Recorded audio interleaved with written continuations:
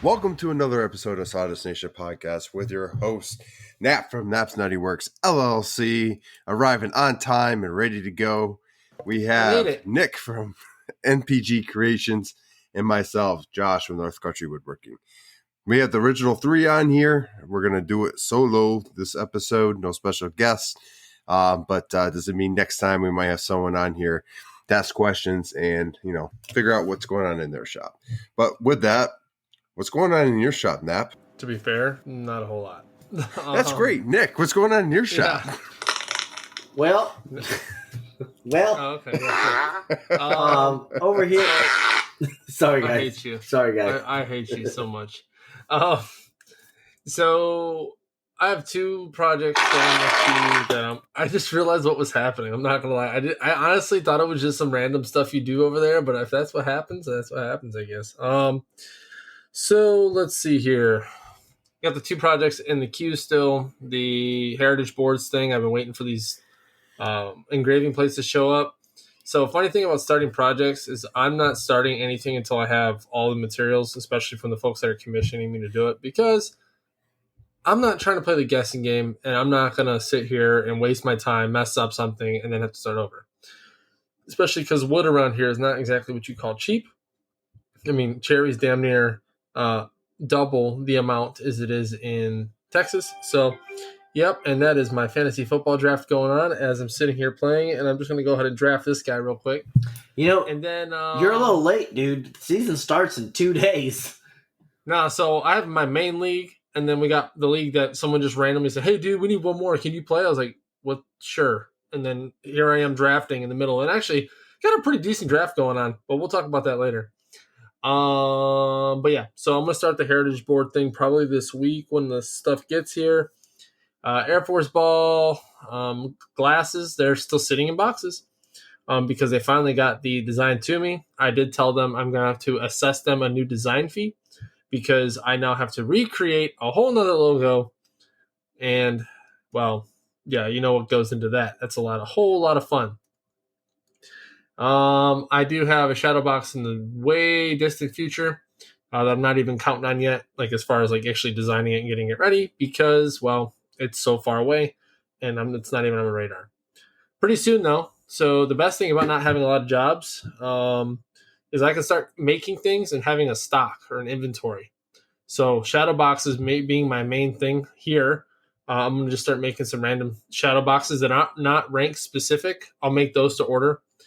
Because, not everyone retires as a master or senior or chief. Some people retire as staffs, techs, whatever the case may be. So I'll just make like Air Force Symbol 1 or make a weapon-specific shadow box. We'll see what all that looks like as I get going on. But this next weekend coming up, I'm drywalling and insulating my garage since I finally have everything else done. I do have some sad news. Some of you saw the story. But my Shapoko has been sold, has been built, and sent to a new home. Shed a small tear. But it needed to happen. It was collecting dust. I'm sorry, Nap. You look so torn up right now. Do we need to take a moment of silence for you? You might need to. So on that, it was kind of good to get that out of the garage. I'm currently playing customer service for the person who bought it, as I should, because they don't know the machine. I do. They're also going to inherit when I eventually get my souped up 2.2 kilowatt spindle from Daniel over at PW and CNC. He's going to inherit my water cooled because at the end of the day, we pay things forward. And yeah, I'm going to pay that one forward and give that to him because the spindle kit that's currently on that CNC that he received was my Amazon built special that, believe it or not, Daniel helped me build when he initially started getting into the spindle game. And then that's kind of what, I guess, sparked the whole thing with spindles, at least in my realm, because I really didn't know nothing about spindles until Daniel told me all about it. And yeah, so that's where that's going with all that stuff. And yeah, with selling the CNC, it kind of puts me in a comfortable spot. I mean, I don't have to do any jobs to be positive right now, so I can just kind of chill. I'm actually enjoying the chill time because there was a time where I want to say there's a moment when you stop enjoying doing things in the shop, and that's when I think you start getting overwhelmed and you start taking on a lot of jobs. There was a minute there where I was just like, man, that's a lot of jobs, And some of it was just getting redundant. Like I love making the shadow boxes because they're always different. But some of the redundant like sign making and some of like the plaques I was making, I was like, okay, like cool. And then the last minute orders, those are my favorite, as they're I'm sure Nick's and yours, Josh, as well. So it started to get to be more of a business rather than an actual hobby and something I enjoyed. I'm actually enjoying it more now because I'm able to take my time, do things at my own pace. And yeah, I mean, who doesn't enjoy making things at their leisure? Other than that, it's really all I got going on in the shop. Nothing else crazy. How about you, Nick? I mean, you sound like you're having some bowel issues over there. Just something in your pants. I don't know what's going on. So no, honestly, I'm just still working on putting the machine together from the 4x4 Avid. It really is an easy build, but it is time consuming. So I'm doing my best to not jack it up the first go around, and I want to get this machine running right the first time, not have to go back and correct some stuff. So I took a day off this weekend to go hang out with the family for Labor Day, and I'm glad I did because I was kind of getting burnt out just staring at like instructions. But I tell you what, though, I never went through so much thread locker in my life. Man, I put that son of a gun together, it will never come apart. No, it will. I started using the blue. I did the red thread locker on the frame, but I started using the blue thread locker on the actual gantry and all that stuff. Because if I have to swap parts out the brake, yeah. Well, not just that, you're not staying there, so I mean, you eventually do have to move. I've seen a couple of different ways for this thing to be moved, and it's really not that hard to move it. I've seen people just pick it up and go, right? Well, yeah. So the hard part's getting it to the it's in the back of my garage. The hard part's pushing it out to the door so you can get a forklift under it, or you can get a jack, pallet jack under it, or whatever to get it. Mm-hmm. But I figure if I unload if I'm moving, which it will happen eventually, what's going to end up happening is I'm going to go ahead and just do it all myself on a truck with a lift gate, and it should be okay. Shouldn't be too hard. Hopefully. Could you put, I don't know how the legs are set up or what they look like. I would have to look it up, but one of the casters that basically go level and then you push the wheel down and it lifts up whatever it's attached to. I think you can. Ever seen this before? Yeah, I know what you're talking about. I'd have to get something that goes into the extrusion though to get it to mount to the extrusion, or else I'd have to drill out the extrusion to accept those casters. If that makes sense. Might be worth looking into now. So when you do have to move, it's not there's so much going on, so you don't want to deal with. Yeah, I've seen it to where people use a jack and they put like a moving cart underneath it and they push like under each leg and they push it around. Oh, okay, yeah. But and I think Joey even explained to me like you can use a 2x4 or something underneath each side of the machine. Because there's a cross brace, and you can lift it up that way and roll it that way. It's still whatever. I've got some more. I've got some. This week, my brother's coming over tomorrow to help me out. We're doing making some stuff for the Garrison brothers. Mostly, I'm having him just sand and do stuff I don't want to do. But you know what I mean? Like if I'm paying you, bro, you're gonna do the stuff I don't want to do. Does your brother have any woodworking experience? Yeah, see, that's another thing. He doesn't. So I could probably just teach a man to sand in a day. Yeah, I'm kind of curious how that works out. I can't wait to hear about, how much he did on his own or how much you had to go back and do or the lessons learned there. I'm going to explain to him, like, look, you're sanding. He's basically just sanding charcuterie boards. So... Oh, okay. Really hard to jack that up. But, I mean, I'm going to tell him, like, take a pencil, run it down the charcuterie board, go over it with that grit until that pencil's gone, and just wanted to make sure that he's squared away because that's all I need is him to hurt himself, which I'm trying to keep him from hurting himself. You know what I mean? Oh yeah. By not even approaching him, not even having him approach power tools, other than a sander. If it turns on and it's not a sander, don't touch. Yeah, I don't need him. Yeah. I mean, it's not like he's not like a full-time employee. He's not like something where if he does good though, I will train him on other things. And I hate to talk about my brother like that, but like the last thing I need is, for one, if he gets injured, his livelihood is using his hands. So he cooks. So if I take that from him, then I feel bad, you know. So. Well, yeah, but I mean, like at one point in time, it's if he did get hurt and you taught him everything, it's on him too. It's hard in that kind of situation because you don't know what they know, and you gotta have to fill in the blanks. Yeah, you're right. I just don't think he has the background to start, like, for me to start giving him CNC lessons right this second. You know what I mean? I needed quick help. On very, very time-consuming tasks that I couldn't get to because I'm doing all the other stuff that requires technical expertise, you know? So, what about you, Josh? What's going on in your shop? Well, as some of you guys know, I actually went up to my camp in upstate New York, and you get no service there. You get service randomly. Like, I went to one of the islands there, and I got, like, my phone started going off and actually almost died because I got so many notifications. And then it just went away.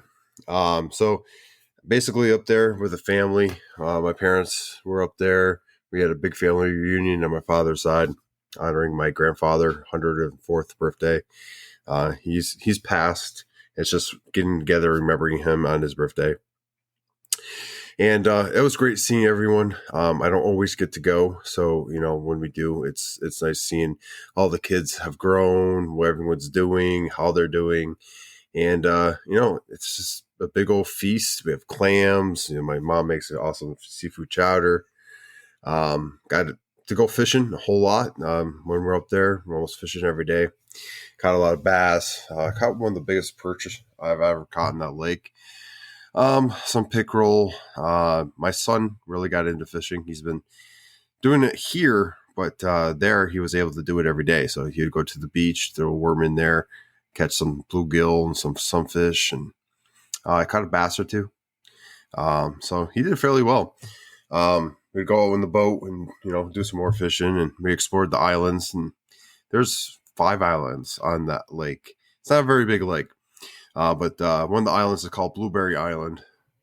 Dare I say, are you an island boy just trying to make it?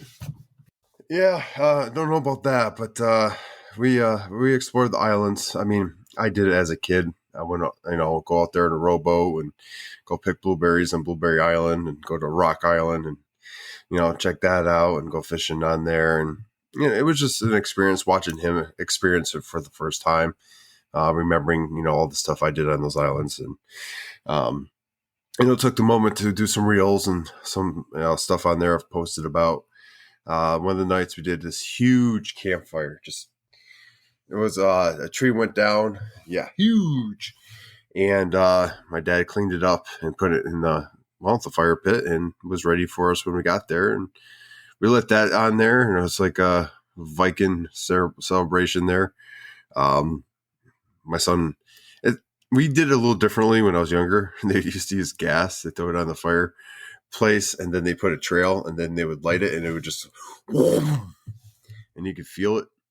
We're a little smarter and older, so we don't necessarily do a combination of oil and stuff, get that going. But it was fun. It was definitely nice. It's so hot, and it was so bright that it actually lit up the entire piece of land there. And we were probably back 20 feet or more because of the heat. But that was, you know, it's always a good time. A big bonfire. What else? Yeah, up there, I also did some woodworking. My uncle came up, and he was putting on a new tin roof on the shed, and gave him a hand. And don't know much about roofing. I've done some shingle work in the past, but it's always led by someone with a little bit more experience. You're giving him a hand? Yeah, I was giving him a hand. So, I got to do some roofing a little bit. Tommy, it's, it was a shed, so it wasn't like, we're doing a house or anything crazy, but we got it done, within the day. Started about noonish and got done by like 3, 4. But I mean, it was fun. And it got out there, got to do some cutting and stuff. He has a whole DeWalt battery series because he's a contractor in construction, and so I got to see his pack out and stuff like that. And we were talking tools and all that, so I got to nerd out a little bit with some family. And then, what else did we do up there? Obviously, went hiking a whole bunch. Got to explore and just embrace outdoors. That's kind of how I spent most of my summers as a kid. So, having my kids do the same was nice. Basically, you go all day. You pass out at night, and then you wake up early and do it all again. So it was great to do that. Coming back, we immediately jumped into the wood shop. My wife had about 5 orders she needed to knock out before school started down here, or up here, I guess. And we knocked those out. I'm trying to finish up the noodle board and the spice rack, and then I got some other inquiries about some going away gifts and a shadow box and some other stuff coming up. But in that time, I sold my last laser. My diode laser, my OG, the original laser I started playing with and figured out this is something that my shop needs and started selling stuff with. Went to I don't want to say new maker, I would say fairly new. He's getting into the making community, and got to speak to him and talk to him about what he wants to do. And he might be up and coming in Instagram, so he might be creating a profile, and maybe just see him in my shop once in a while. He has a lot of questions, eager to learn, and engineer background. He is a seaman, though, from the Navy. Nothing wrong with that, but of course we gave each other hell, and which is always fun. But yeah, so, we talked about the laser, we talked about tools. He had a bunch of questions and like how to utilize different tools and get the results of having specialty tools and stuff like that. And it was kind of cool because he was talking about doing a combo bench with a miter saw and like his table saw and all that. And, I'm like, go ahead and do that if you want. But I've been there and done that. And like, for me personally, it was not the answer. Yeah. So the combo benches, I think that for very, very limited space people, those are cool and stuff. But like I did the same thing, and I think we all did. After a minute, you're like, man, this is really a pain in the ass. You know what I mean? Like, now I got to reconfigure this to use 2 different tools. Well, yeah, but he wanted like a turntable with I think it was his table saw and something else. Oh, table saw and then a flat surface. I was telling him like, hey, turntables are great. I mean, like, you can, if you utilize certain tools that don't have to be calibrated, they're great to have. But you don't want to do it with your table saw, especially if it's a DeWalt table saw, because once you get that thing as square as you can and on center and all that dialed in, you don't want to turn it upside down and risk undoing all that. So it was things that I've learned and learned through other people. I was able to pass on to someone new. And I don't want to keep saying new, but he's new on his journey. But I think he's gonna do great things. I'm looking forward to seeing what he has. Yes, it's small shops only have so much. You're right, but I have all my tools laid out in such a way that I can utilize them independently, and I think honestly that's going to work better for you in the long run. I did the whole 4 feet by 8 foot combo workbench deal, and it's great until you have to move that thing, or like you're turning tools that need to be calibrated and dialed in, and you're undoing that every time. And there's some problems I see. That's a personal preference. I went down that path, and I went down it for quite a while and had to learn the hard way. Basically, the laser was sold. He's playing with it now, getting it dialed in for him. He has some ideas, stuff he wants to do. So we'll see how that works out. Maybe we get him into OMTech here in the near future once he realizes that, that lasering is an awesome thing to have in your shop and capability to do. Speaking of that, asked about the CNC too. Go ahead. Man, why don't you tell our listeners about old boy's golden... You have more info on it than I do, man. Okay. Go ahead. We'll take a... I'm not trying to cut you off or anything, but I'm excited. I am super excited. I am too, because look, he got a great deal. It needs to be said. I'm not gonna reveal any prices or anything, but I will say that David Snyder did good today. He did real good today. He not only picked up an OMTech Laser, but he picked up an Avid 5x10 CNC machine. So I found out about it earlier today, but I didn't have a time to respond. So I called him this afternoon on FaceTime or whatever the Instagram FaceTime is. And this dude was loading that stuff up on a gooseneck trailer, taking it home. I was like, yeah, buddy. I'm so happy for him. He got an outstanding killer deal, and it is possible. That Facebook Marketplace magic.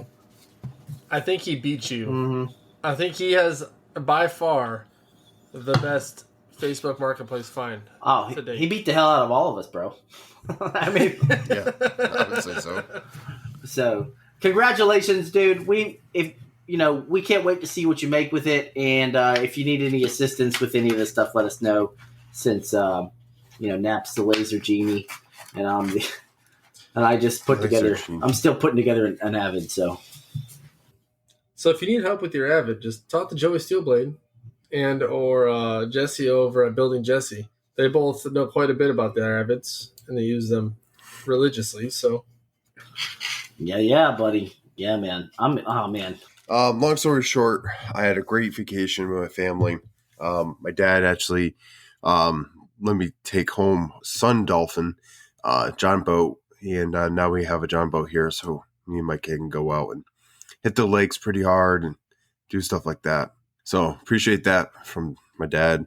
It was nice to hang out with my uncle and do some construction work with him, get some woodworking in. So that pretty much wraps up what happened in my shop in the last week or so. Nap's holding up a mirror to his laser. Why are you holding up a mirror to your laser? It's actually a lens. A lens, okay. So I talked about like what I'm doing in the shop, but I didn't mention the few extra goodies I got. I was going to save for after the shop talk. Yeah, so I picked up a few things this past week. Well, technically last week for one of the things, and then we went to Costco in Bismarck this weekend. And, Costco's got everything. But I'll get into what I got from Costco in a second. So I've been into heavily upgrading my current laser because, to be frank, the one I have has been just working great. Everything's, nothing's really broken on except for my sensor switches from time to time, which I bought 5 more of those just in case because it does happen. But I did get something that most OMTech, actually all OMTech and most lasers that are made in the U.S. have that I'm kind of envious of because, I want to say that the laser pointer is not in the way. Okay. So they got the laser itself that does the actual engraving, but then you got the laser pointer, the one that actually shows you on the piece where it's at. Well, my biggest problem lately has been that stupid laser pointer mounted on the side gets bumped, and now I got to reshoot a piece of wood, make sure that the laser pointer's dialed in, whatever. Well, I went on the old Google. I was trying to figure out what it was called. But for the Patreons, they're going to see what it is. And I'm taking the pictures, but you'll see videos and reels coming up a bit soon. But I got this nifty contraption. So this nifty contraption is a laser beam laser combiner or laser pointer combiner. So essentially, from the tube to your first mirror is where all this happens. So anybody that's got an OMTech or Laguna or whatever laser you have, they have these. So what happens is on the first mirror, the laser obviously will feed right through this little hole here, and it'll bounce off to mirror 2. But right here on this little guy is a laser pointer. The laser pointer goes through here and reflects off the mirror and matches where the beam's going to go. So I'm installing this on my laser to, one, alleviate the accuracy of where my laser pointer is at. And the only thing I got to worry about at this point is focal length. And 2, why spend a bunch of extra money on buying a brand new laser when I can just learn how to upgrade it myself and then help the community later when they want to make these upgrades if they don't have these things. So that's there you go. Little number one thing I got. A couple things I know that I'm going to run into is this stem is a little taller than the one I have in there, but luckily it's a screwed-in mount, so I can just unscrew it and screw it to the other rod that's in the back of there, so it's the right height. The second thing I bought, or the other two things I bought, were from Costco. So, funny thing about having a natural gas heater is, I got my exhaust going out the wall and everything, but leaks can happen. So, I got a 2-in-1, carbon monoxide, and it's like a kid at Christmas. Look at what I got. Carbon monoxide and smoke detector for the shop. So when winter does hit and I don't open my garage for anything, because I'm not letting negative temperatures in the garage, this little guys will tell me if I'm in a dangerous work environment or not. And then what shop isn't complete with your A, B, and C rated fire extinguisher? Oh, he did it. Nice. I bought a fire extinguisher. So with Nick's horror story of setting acrylic on fire and, things happening in the shop, CNCs can crash when you're not watching them and they can just start a friction fire in the wood, or you set acrylic on fire like Nick. I need to be able to put that thing out when the door's not open. So I got that this past weekend. Quick question. All silent buys. Is that your first fire extinguisher in the shop? Yes. So that was like the very first thing that I put in the shop that was of safety. And I'm, God willing, I never have to use it, but you always want to make sure that they're inspected. For those listening, inspected to make sure it's actually functional. Because the worst thing would happen is like you get a fire in the shop and you go to squeeze the handle on that fire extinguisher and it just lets out like nothing. So what do you mean like you did when you were blowing your acrylic fire out? You're just like, so so that was my go-to. I had the fire extinguisher in my hand, but I was like, let me see if I can blow this thing out because I didn't want to douse my entire laser for, if I didn't have to. So thank gosh it wasn't. Yeah, you could damage stuff. Yeah. I will say this to Nick's point about getting it inspected. So the beautiful thing about on-base fire departments is they're actually more than happy to inspect fire extinguishers, especially if they're for household use. But even fire departments off base, all you do is take it there and say, hey, can you inspect this, make sure it's good, and it's good to go. Hopefully it works. I mean, I just bought it, so I mean, and it feels heavy. It definitely has the retardant in it, but we'll see what happens. It's got what does he call it? Like the silly string in it. Yeah. I like to go to a firehouse and just ask, how they test. I'd be curious on that process. What exactly do they do to, ensure? They probably just shake it, Yep, it's good. Sticker. There's a firefighter out there right now that's angry at us. Yeah. So we had long time ago. I would not put that in the final cut. The next swing's the Twitch. Yeah, but it was all in good fun. Ask Jesse Ford from Jesse Ford Woodworks about that. Oh, I'm sure he knows all about it. Way to incriminate him on the podcast. Definitely don't. Yep, there you go. I'm going down. He's going down with me. So we have some interesting stuff coming up. I have some new concepts I'm going to be working on. I got be busy this week, but the beginning of next week I'll be able to start working on them. It's going to take basically all what we know and start combining it and trying different techniques and see what I can come up with.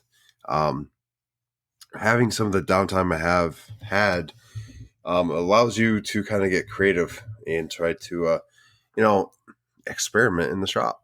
So there's 3 or 4 different things I'll be utilizing. Be the CNC and the laser primarily, but it's going to be pretty cool, and I can't wait to report back and exactly what I find and how it works. And some of the stuff I'm going to make. But there'll be plenty of reels and stuff when that happens. But I mean, far as that goes, I would like to start doing some testing. We've talked about it before in the podcast, and I'm going to do some finishing on some, probably the same type of wood, and then throw them in a bucket for like a week or two and see what happens. Going back to upstate, I actually got to go in to the lodge, as my parents call it. What's their piece of property up basically on a hill that gets hammered by rain and snow and everything.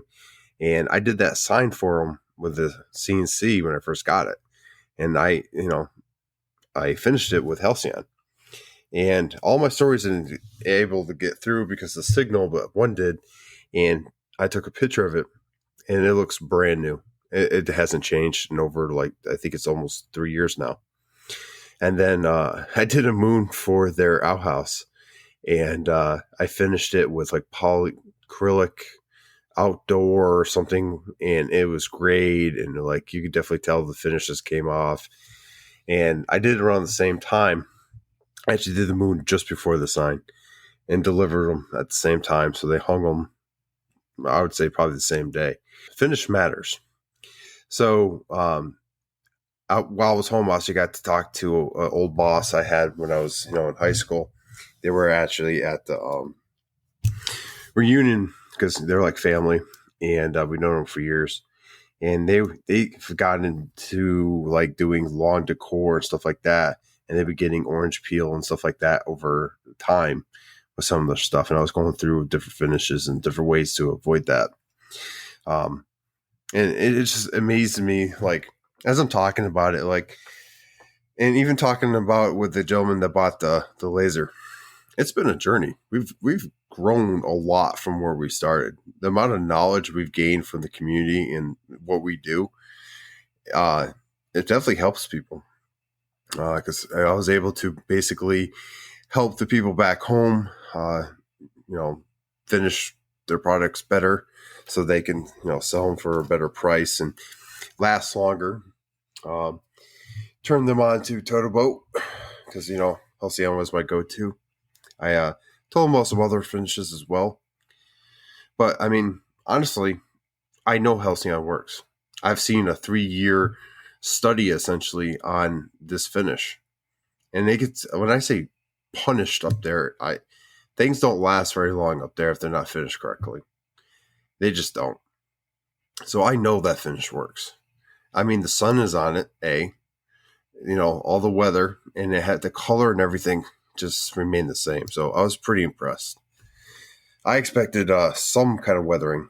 Nothing. I couldn't tell anything. Even the finish on it was smooth. Yeah, so I mean, like, finishing does matter, and we've talked about finish off and on the podcast for ever since we started because it's a hot topic. On that subject, like I said, I'm going to do a bunch of testing and stuff like that. I'm doing it primarily because I'm curious. We know that Halcyon works. I've seen it. I proved it. It's there. Proof's in the pudding, right? But I definitely would like to go see how we use, Walrus Oil. I'll try some Odies just to see how that lasts. I'm going to try some epoxy covered as well.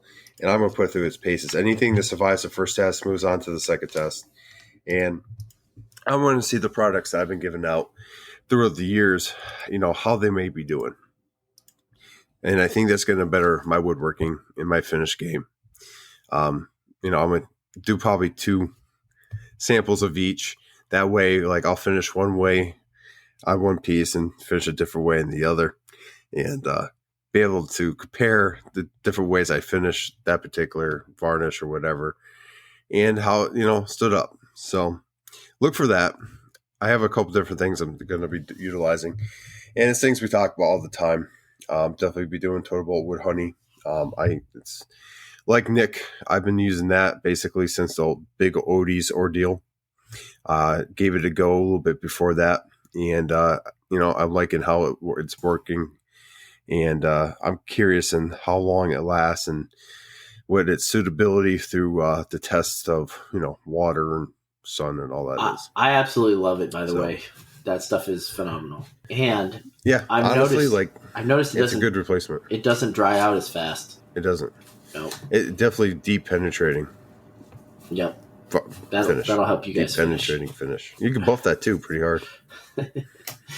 We have a promo code for the Totalboat as well. We do. Yeah, but you have to slide into our DMs if you want to get that. So hey, I almost forgot, guys. Listen, my brain's fried, and I'm just remembering things as we go. Man, it's okay, dude. Upon my visit to Bismarck, some funny thing about the maker community, it's pretty big. I don't hear a lot of folks in North Dakota, but I did happen to meet a maker down, in this case, in Bismarck. And he was talking to us while we were in Texas, and he kept talking to me ever since I got up here. But it's Jamie over at Cornerstone Woodworks.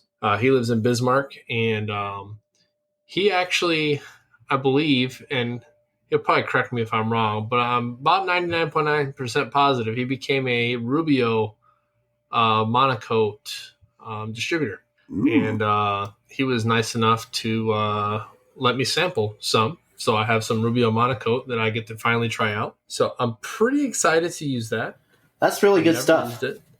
Yeah, and I know you said you've used it before, Nick, and I know you said, hey, give it a try. I just haven't gotten around to doing it. So I may actually try it out on one of my shadow boxes that I'm going to make just for, for laughs and giggles, I guess. I don't know. Yeah. So I'm going to go and use that. You definitely get what you pay for, because I know it's more expensive, but for me, I saw a huge difference between Odies and that. So they're in like two completely different categories. Like I think you talked about it before. Where like one of them, I think it's because Rubio's got like those carcinogens in it, all those things. But no, well, it's got. I'm sorry. It's got stuff. The hardener. Yeah, it's got stuff in it that actually makes it a hard coating that actually gives a protective layer. Now, mind you, not just Odies, like other things like Walrus Oil and those things, they do have protection. Yes, they do have deep penetrating properties. They do protect, it's hydrophobic and all those things. But the one thing that I got to say about using those based finishes, and remember, everything has its place for finish, but you have to reapply Walrus Oil and Odies after time to continue protection, whereas Rubio, from my understanding, because it has that hardener in it, it'll be a longer lasting finish, if not, lifetime, if you treat it right. I don't know if it's lifetime, but it's definitely longer lasting. I have to brag a little bit though. I don't know. Yeah, I would have to look it up. I don't know enough about it to say for sure. But so I mean, that's just me speculating. So I did a trunk last month, and I dropped it off for a customer who was retiring, and they broke the key off in the hasp. So I got the box back today because I was like, I'll swap it out, not a big deal. One without a key, right? So this way they don't have to worry about that. But I noticed today when I received the box back, I picked it up from them. I noticed today that the finish was still in fantastic shape, and it looked like it was still glossy or sheeny or whatever you want to call it. Not like high gloss, but like it still looked like I just applied it a few days ago, and it's been over a month. It had its luster. Yeah. So. And which finish was that, Nick? That was the Walrus Oil wood butter. Was it wood butter or it's the furniture butter? Furniture butter, yeah. Furniture butter. And that's I think that's like $30 on Amazon, and I'm on my second jar of it now because I just like the stuff. It has the same consistency when you put it on as Odies does. It's like that jelly / whatever. Yeah. But for me, now I don't know if it's food safe though, so I can't speak to that. And I wouldn't be putting anything for furniture on a. If it says specifically for furniture, I wouldn't be putting it on a charcuterie board. But yeah. But it really is probably one of the best bangs for your buck if you're trying to get that grain to pop really, really, really nicely. But yeah, so getting up the finish train here, because I know it was that's what honestly sparked me remembering Jamie. But he also gave me a couple other goodies. He gave me some stickers. He won a giveaway for like a coffee company or something like that, and he ended up giving me one of his bags of coffee to try out, just because, you know, what woodworker doesn't drink coffee unless you're, of course, Nick. He drinks Monsters. I don't drink coffee. Nick hates coffee. But yeah, so it was a cool little trip. Had a little conversation, got to meet his family and whatnot. Obviously, it was a little short lived. He was getting ready to take his family out, and it was more of just like a stop, pop on by, say, hey, what's up? Gave him a couple tips on like Winfinity stuff, a couple things on his laser, because he's got that 14-watt JTech, and he was having issues with it. He was like, I don't think I'm getting like the full power out of this thing. And because like when I click this switch, it's like super bright, high powered. I was like, yeah, that's your manual switch.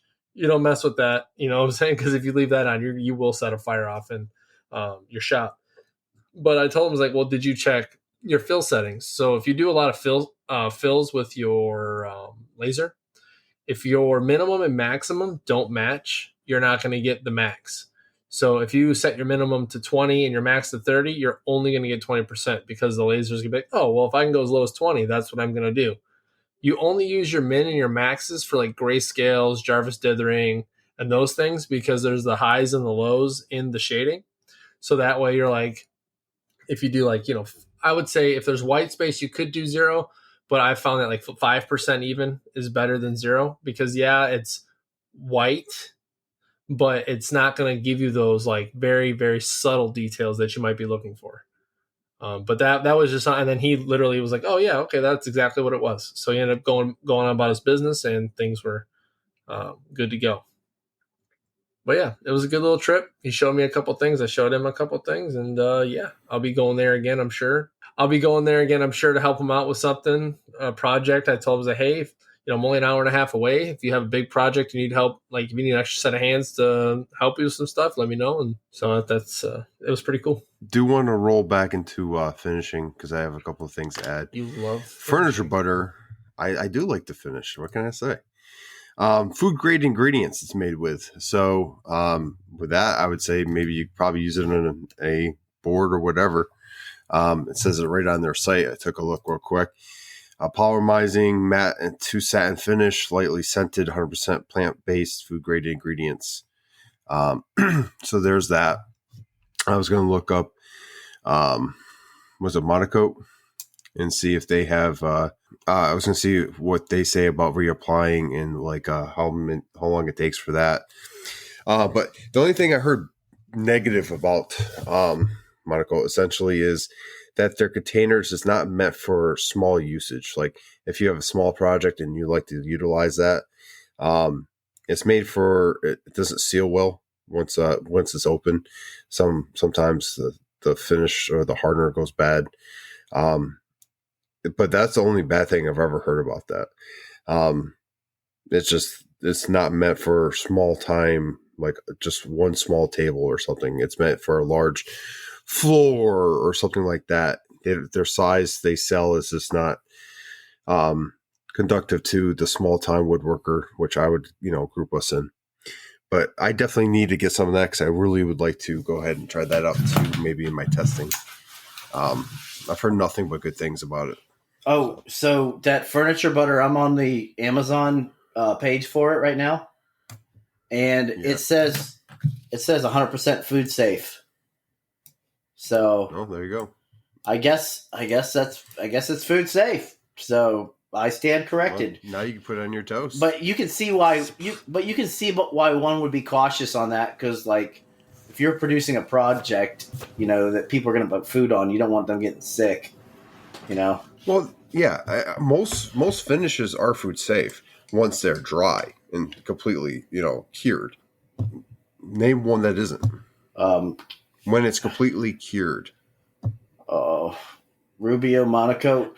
When it's completely cured, you throw it on a table. Yeah, but if you're cutting into something, if you're using it as cut into, I said food safe.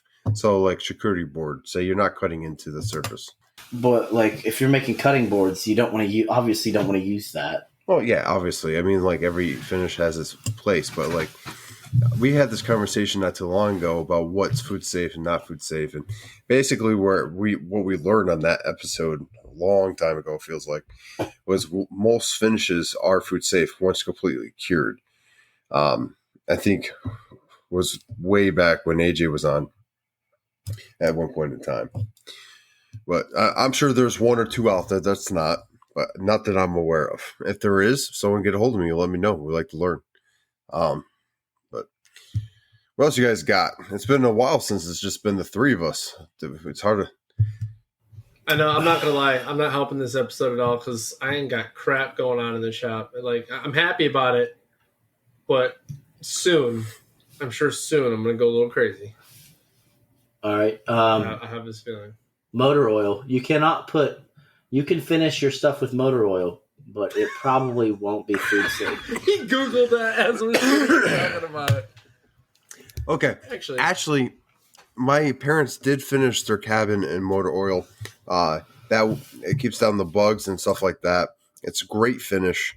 Yeah, it's a thing. And it's cheap too, believe it or not. Yeah, you just go out to your car and so it keeps undo the plug and you're good. Drain that bastard. I need another quart. Another quart of dirty oil. Definitely, it don't sound right, but they're not getting it off the cabinet walls or anything crazy. But it keeps the bugs and everything off it too. So, and obviously, makes it so it's waterproof. And it makes your shop smell like it's an automotive shop. So yeah. Well, once it dries, it's not so bad. You don't smell it at all. Could you? I do have one more small topic when you're done, Nick. Yeah, go ahead, man. So, okay. I went to an event last Thursday, and I won't say the event on here. Oh. Just because if any of our listeners listen. No. It required me to wear a uniform, and I went and received a plaque. And I'm going to tell you what.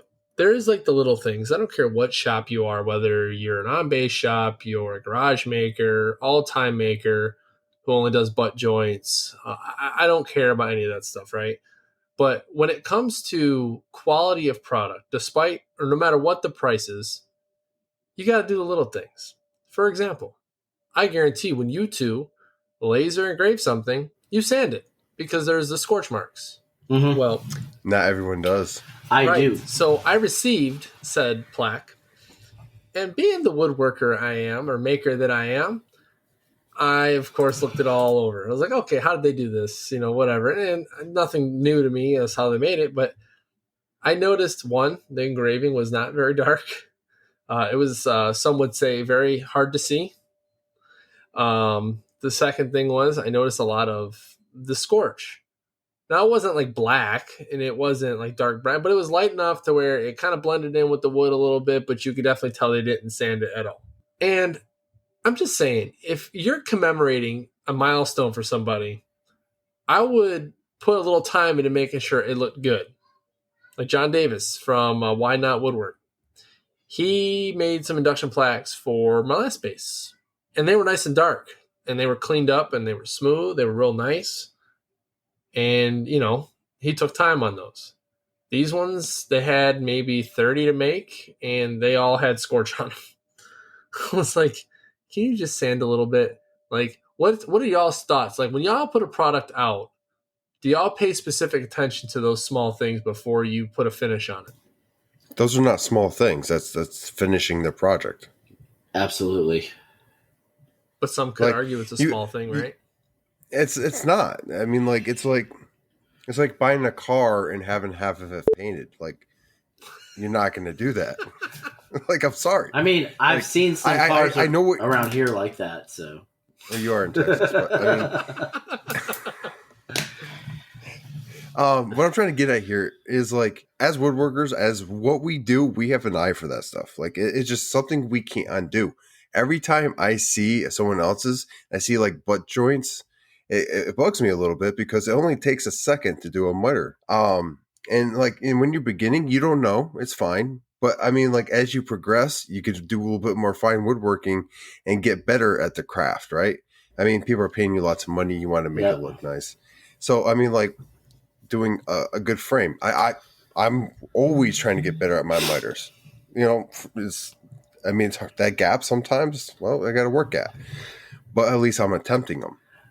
If you do butt joints, that's on you. I mean, like that's what your project is, whatever. But I try for better projects every time I get out, do a project.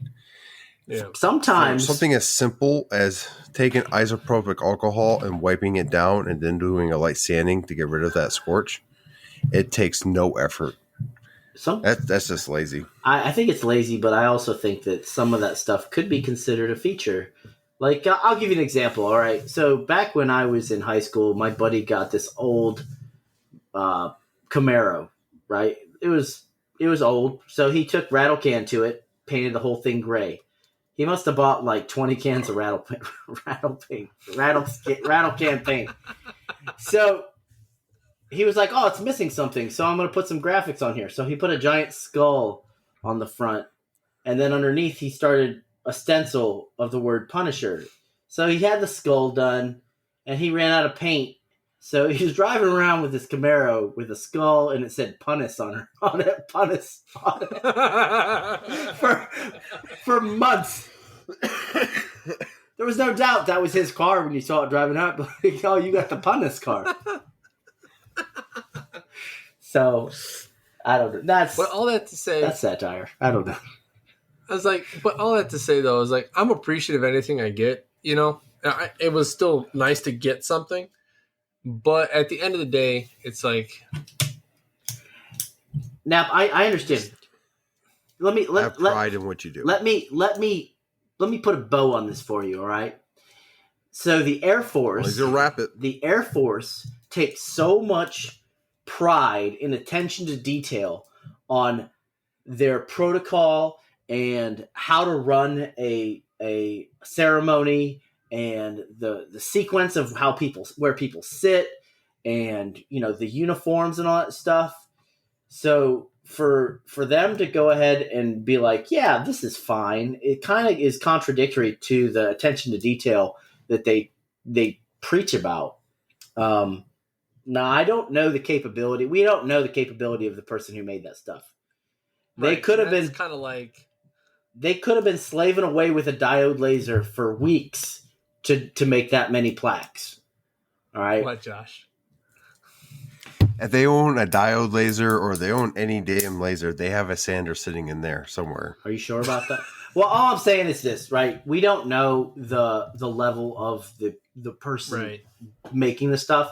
So I get it's easy to criticize that, but at the same time, at the end of the day, like, look, if this person just got a laser and they're like, bro, this is so awesome. Because I remember my first CNC projects, I was like, this is so awesome. And now I go back and look and I'm like, that's trash. Like, that's straight trash. I can't believe that's experience. So, yeah, but that's what I'm saying. You might have somebody who got the job, who got the job from this, for this thing, who was just like, okay. So if you paint something and you smear the paint, are you going to leave it? It depends on what it is. If it's a finger paint, then yeah. You know the point I'm getting. Like when it comes to a laser engraving, okay, and you get that overburn, it's not something that's experienced enough. You can look at that and be like, oh, okay, well, I probably should, sand that down. Or I harp on this because I've seen so many projects that people get and they have that.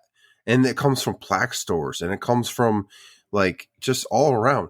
It's such a small and easy thing to accomplish.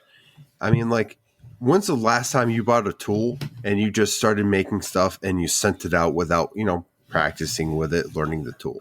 Yeah, that's true. Okay, so to put a little context to wrap this little bit up, I just want to see what y'all's thoughts were. This is a place that's done a lot of this stuff, and a lot of people go there for this stuff. So they've had this capability for a while. Okay. And that's why I said something. Now, if it was, let's say, a maker that put their maker's mark on the back, I actually might have done them a solid and been like, hey, I just wanted to, talk to you about this a little bit, maybe give you a hand. But no, it's an actual facility that makes these things. And that's what honestly is why I was bugged out about it a little bit. There's no excuse then, man. If you're a business and that's all you do, then you should know better. You ought to know better. Before we wrap this up, I would like to know you guys' take. Say it was a maker's mark on there and you wanted to reach out to talk to them and try to I don't want to say educate because that sounds a little harsh, to let them know a better way to complete the project. How would you go about that? Because it is like this person produces stuff, they got paid for it, you're receiving it. How do you go about doing that without insulting the person? Because not everyone's open. I mean, we take something for granted. All three of us, most of the people we talk to in the majority of our community, we're all open for feedback. Someone will give us feedback, we learn, we go. Not everyone is like that. So addressing someone that you don't know like that, how would you go about it? I know what I would do. 100%. If it was a maker, I would approach the maker and I wouldn't be like, hey bro, you f***ed this up. You know what I mean? I would be like, hey man, no, I'd be like, hey dude, what kind of machine are you working with? You know, like get to talking about the craft, get to talking about their experience, start, introducing them to new techniques, but not like saying, hey, you know, these plaques look terrible because of this. Be like, look, this is the kind of stuff that I make. And this is the process that I use. I don't know if, you might, take whatever you want from me as far as technique wise. I'll tell you what, man. You make a freaking, what is it, a sandwich, right? You give them like hey, was at this event, saw these plaques, they look really nice. I have some things that might make them look a little better if you're open to feedback. If they don't want the feedback, then just press. Okay? But if they want the feedback, they say, hey, listen, show me what you work with, kind of like Nick was saying. Like, show me like what your settings are, how you're doing this, what's your process. And then be like, okay, well, so this is what I would do to make it better. Take it with a grain of salt, okay? Because you do this all the time, and if you're fine with your work, you're fine with your work. But if you do want to make it better, this is what I have to offer. And if not, then just thank you for your time and walk away. In this scenario, I'm agree with Nick and how to approach it. Getting to know them, their equipment, and their experience level is paramount into reaching into not trust, finding out how to approach it and going into it. And then I think, Nap, I would fit in your sandwich analogy there by, saying, hey man, I received one of your plaques. It was great. Being a maker, we obviously see different things, and I saw this, and then we go in and then say, but I really loved it. You give that compliment, the negative, and then the compliment to finish it out. And it helps to kind of soften the blow. But knowing what they have already figured out in their experience helps you kind of level with them a little bit. So here's another way too. It's the same thing. You just get to know them and you get to know their experience. And then you can show them some of your work too. Be like, hey, this is the kind of stuff I made, or hey, check out my Instagram page. I have a laser too. Check it out. If you want, start sharing your stuff and I'll start sharing your stuff or whatever. And then, over time, you're removing the overburn. Well, over time. So a lot of people, sometimes people don't have that attention to detail right off the rip, right? They see what the laser did and they're like, this is freaking awesome. But they don't see the overburn. All they see is something beautiful that laser produced, and they're just like still in awe that they have that capability. Because we've all been there before. We're like, oh man, this is so awesome. And next thing you know, we have a flag with not as many stripes as it should have, or too many stripes. Or I'm just messing with you, Josh. It had all the stripes it should have. The stars were a little higher than they should have been. So yes, I've made that mistake. Must be a Josh thing. No, I'm just busting balls now. But seriously, like if you get get a rapport with them, I think it'd be easier to slide that in there and be like, hey, try this next time, see if you like it. Yeah. Now, I guess we could probably start wrapping this up. But for anyone listening, yeah, I know. But for anyone listening, don't take this as like, oh, we don't make mistakes or anything like that, or we don't produce stuff that could use work. Don't take that like that at all. It's just a matter of there's the finer details that make a project good and great. And that's just one of those things. Like simple sanding can make something that much better than what it was. But anyways, Let's go ahead and start wrapping this thing up. All right. Well, for the 5th time. Yeah. All right, folks. So we want to give a huge thank you to PWN CNC for making this episode possible. And check them out, pwncnc.com. If you're looking for that spindle or a dust boot or whatever for your Shapeoko, X-Carve, Onefinity, all that stuff. Daniel over there's got it all cooked up, ready for you. If you're trying to save 10% on your order, use promo code SAWDUSTNATION981. And next up, thanks Totalboat for your continued support. If you're looking for a 10% off of your Totalboat order, go ahead and slide into the Sawdust Nation podcast DMs or shoot us an email. We'll hook you up with a 10% off promo code. Next up, let's thank our affiliates, OMTech. You guys are awesome. Appreciate you. And Makerstock.com. So Makerstock.com gave us a promo code for you, our listeners, to use on your first initial purchase. It'll save you 10%, and the promo code is SAWDUST10. That's it for sponsors and affiliates. Let's go ahead and kick it on over to Nap. Yeah, so if you're listening to us, you can catch us on the old Spotify, Apple Podcast, really any podcast catcher. I actually had a couple people reach out to me and ask, hey, what can I listen to this on? I was like, honestly, anything. And then they started rattling them off. I was like, yeah, literally all of that. Our program sends it out to every podcast catcher. And you can give us 5 stars. And if you don't give us 5 stars, let us know why. Because if you don't tell us why you didn't give us 5 stars, we can't give you what you want, what you really, really want. And if you do give us 5 stars, go ahead and give us some feedback. There's many different ways you can give us feedback and reach us. And Josh is going to tell you how. Josh. Well, if you want to reach us, it's easy to do. Just log on to your Instagram account and type in Sawdust Nation Podcast. We will pop up. You can go ahead and slide into our DMs, message us, and we'll get back to you when we can. It's either going to be one of us 3, and that's half the fun, though, because we might all chime in. Sometimes we put who it is, sometimes we don't. It's half the fun. And if you want to reach us individually because you got a question or a comment on something we said on the podcast or just want to chat, go ahead and reach us with Nick from MPG Creations, Nap from Nap's Nutty Works. Don't forget the LLC. And then myself, Josh from North Country Woodworking. We'll be happy to chat it up, talk about something we said, or, we're learning too. I know we kind of ragged on a little things here, like, butt joints and stuff like that. But, we all were there. I used them. I made mistakes. It's just one of those things that as you progress in your journey, some of those we call them little mistakes or features, we learned, we progressed. And now we can help you guys with them. So if that's not enough for you guys, we also have an email. So you can reach out on sawdustnationpodcast@gmail.com. You can send us voice clips. You can send us pictures of your podcast. We get not everyone's on social media, so go ahead and reach us through there. If you really like the podcast and you want to donate through Patreon, you can become the top tier and watch us live and comment in our chat while we record.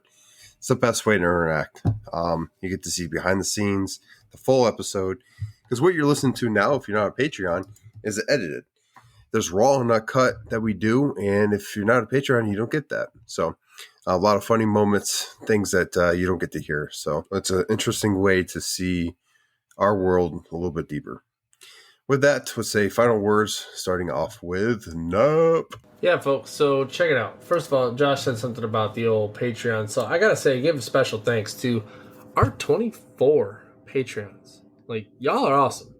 If you were there for the live, for our first of the month live, you know what we gave away. But if you are listening to this and you weren't there, we gave away an incrementor gauge. And, we don't use that money for anything else but giving back to you all. So when you become a Patreon, we're able to get some really cool stuff. In the live prior to that, we gave away some clamps, which, let's just be real. Who doesn't need clamps, especially the good kind? What was it? The cabinet clamps is what we gave away last time. And that was all made possible by our Patreons. So thank you all for being Patreons and just helping us help the community more and more each time we get on here. But also, don't be afraid to help each other, folks. I know I got on a little soapbox there about just the finer details to make something from good to great. But hey, we all started somewhere and we all have our ways of approaching it. Just don't be a straight out dick about it. It's just all I can say about it.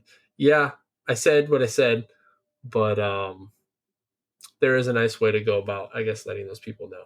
Because that's how we make each other better. Nap, I think you nailed it. Don't be a dick. Yeah, there we go. Yeah, don't be a dick. So, Yeah, don't be a dick. What you got? Well, like always, take care of yourselves and each other. And until next time, we are the Sawdust Nation podcast. If you want to reach out to us for any reason at all, we're always available on your Instagram and through our email, which was mentioned. But I'm so happy to get to know each and every one of you guys when you reach out to me for any sort of show and tell or same hand holding, whatever. But definitely don't be a dick, and we'll see you next time. Josh, wrap it up, bud. Going with the theme of don't being a dick, that's why we're here. We're trying to reach out to the community and share what we know and have a good time while doing it. Through Patreon, you can give back. We don't make a dime from this. That's exactly why it's there. It's our way of giving giveaways and making things happen for you. Thank you for joining us for the 115th episode of Sawdust Nation podcast. Make sure you're listening while you're on your ride to work, making coffee in the morning, eating breakfast, in the gym, in the shop, wherever you can listen to a podcast safely. Go ahead and tune us in so we can go ahead and whisper in your ear. Hopefully we'll get a good chuckle out of you or two. But with that, go make some sawdust, and Sawdust Nation out.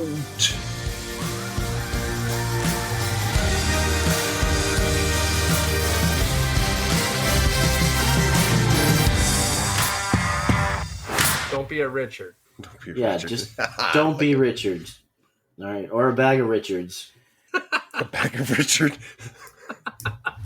I wish that could be the title. Don't be a bag of Richards. Richard bags? Yes, don't be a bag of Richards. I like it.